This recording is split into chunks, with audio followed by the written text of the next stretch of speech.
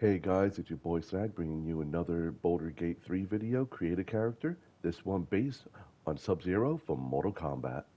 Now, there are some mods you're going to need to download, and first and most necessary is the Ice Monk subclass.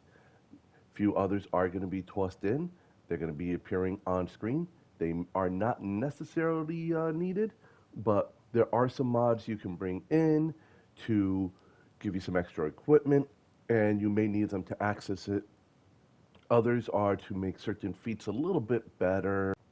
Now, one thing I am going to say is this is also going to be a level 12 and a level 20 build, so you will need unlock level curve if you're going to go up to level 20, and most importantly, Immortal Scratch, because good boy should be a forever boy.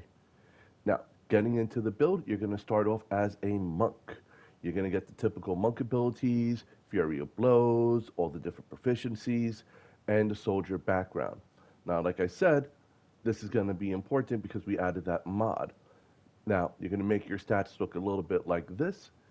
I hate odd numbers, but we're going to fix this up as we go along. You're going to select your skill proficiencies in acrobatics and insight. They're the best ones you could take that are available to you.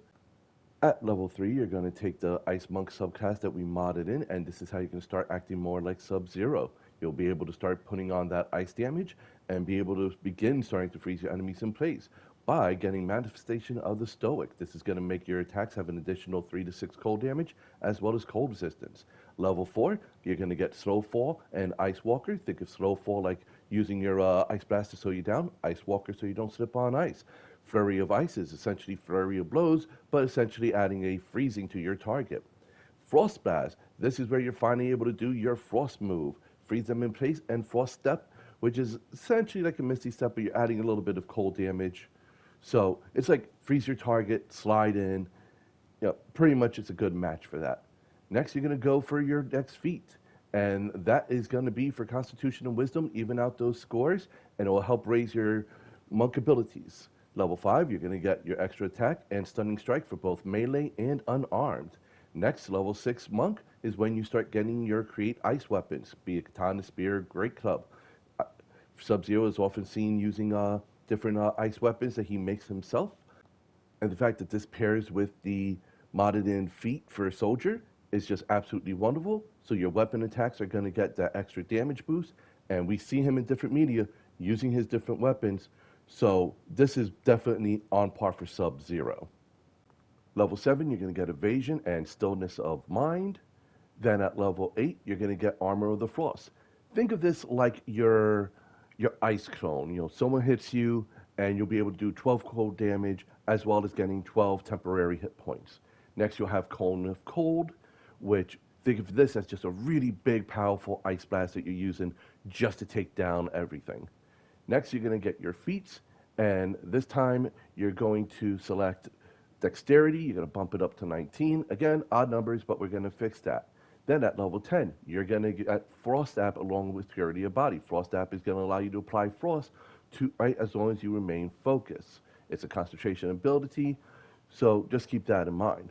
Next, you're going to get level 12, Domain Expansion, Crystallized Abyss, when you'll be able to turn an entire area with ice, and if I'm correct, you will be able to do damage when someone's inside of it. Now, for your level 12 feat, you're going to choose Athlete, and you're going to balance out that Dexterity point. Now, if you're going to do a level 20 build, then this is where you're going to start going off with other classes. You're going to choose Rogue. You're going to put your skill proficiency in Sleight of Hand. And we're going to be doing some multiclassing, but this is basically to try and get us to Thief at level 3. And we want Fast Hands for that extra bonus action.